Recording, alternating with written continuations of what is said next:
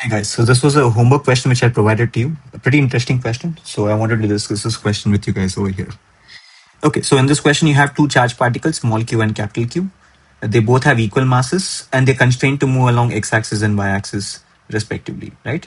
Your xy plane is horizontal, so we don't need to worry about gravitational force. And your tracks are also smooth, which means there's no friction over here as well.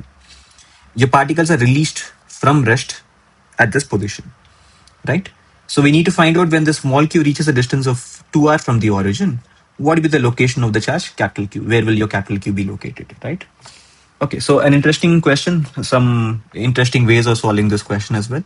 So let's go about dealing with it, right? So we know, first of all, that these two charged particles will be exerting a repulsive force on each other because of which they'll be moving further away from each other. So we know why small q will reach a distance of 2r. So let's go with the general way of solving this. So let me assume that when small q is at a distance of y from the origin, let capital Q be at a distance of x from the origin. So your x coordinate of capital Q is x, your y coordinate of small q is y. At this instant, how will the force acting between them be equal to? At this instant, the force acting between them will be along the line joining them. So you will have a repulsive force acting between them, and the repulsive force acting between them will be in this direction. That is along the line joining them, and in this direction for small q. And both these forces will be equal. So let me denote this force as F, right? So this particle is constrained to move along x, and this particle is constrained to move along y. So you won't have the entire force acting on them, rather you'll only have a component of force acting on them. So the component of force acting on x, let me say, on this particle, on capital Q, let me say is equal to, let this angle be theta. So this force component will be equal to F cos theta. If this angle is theta, then this angle will be theta. This angle will be 90 minus theta. So this angle will also be 90 minus theta. So this force component acting on small q will be equal to F sine theta, right? Okay, so from this you can find out acceleration of capital Q at a general instant. Your acceleration of capital Q at a general instant will be equal to F cos theta by m. Your acceleration of small q at a general instant will be equal to F sine theta divided by m, right?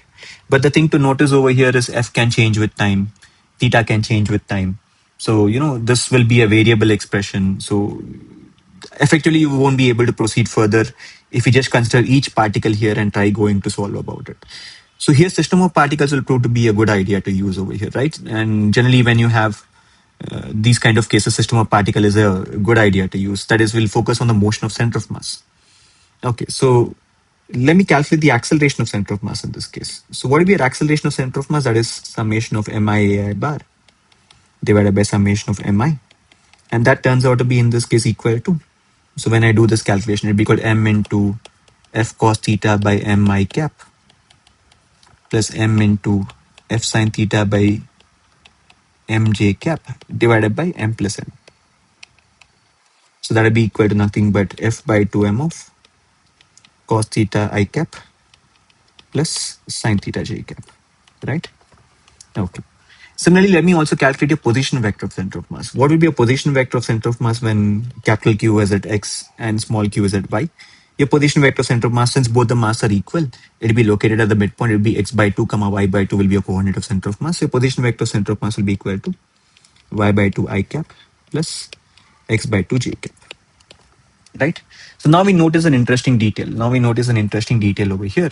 So your acceleration of center of mass makes an angle theta with the horizontal. This we can see if we do y component divided by x component. Your y component is sine theta, your x component is cos theta. So your acceleration of center of mass makes an angle theta with the horizontal. Similarly, your position vector of center of mass. So let me draw a diagram for position vector of center of mass. Your position vector of center of mass is equal to y by 2 divided by x by 2. And that is equal to nothing but y by x. So if I assume this angle is alpha, tan alpha, your tan alpha will be equal to nothing but, sorry, I wrote it the other way around. Your position vector of center of mass is x by 2 I cap plus y by 2 j cap. So tan alpha will be equal to y by 2 divided by x by 2. So tan alpha will be equal to y by x over here, right? What is tan theta equal to? Theta, if you notice, was the angle made by the acceleration of center of mass with the horizontal. And what is tan theta equal to? Tan theta, if you notice from this diagram, will also be equal to y by x only, y coordinate divided by x coordinate, right? So from this we arrive at a very useful condition. And the useful condition over here is that acceleration of center of mass and position vector of center of mass are along the same direction. They are parallel to each other. So if I have to draw this in this diagram, your acceleration of center of mass will be in this direction only, will be along the position vector of center of mass. Right, which means we can now come to an important conclusion, and that important conclusion over here is your center of mass is moving along this straight line. Your center of mass will be moving along this straight line in this case. Okay, so now that we know that your center of mass is moving along a straight line, what's the straight line along which it's moving? And it's moving along the straight line y is equal to x tan alpha. Y is equal to mx. I've assumed that angle to be alpha. So we can now say that your center of mass is moving along a straight line. And the straight line along which it's moving is y is equal to mx. That's a straight line passing through the origin. So it'd be equal to y is equal to x tan alpha. So your center of mass is moving along the straight line. Right? And this y coordinate and this x and it essentially is a relation between the y coordinate and x coordinate only, because I know if I find the y coordinate of center of mass and x coordinate of center of mass, your position of the particle is basically 2x and 2y only. So this can also be a relation between the y coordinate and the x coordinate of capital Q and small q, right? Okay. So now we know that they have to satisfy this relation. And what was your original value of tan alpha? So as we know, tan alpha is equal to tan theta only over here. So your original value of tan alpha in this case was equal to nothing but y coordinate divided by initial x coordinate. Your initial y coordinate divided by initial x coordinate for this particle was equal to nothing but r divided by 2r.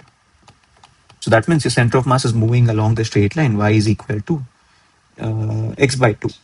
Or in other words, your center of mass is moving along the straight line x is equal to 2y.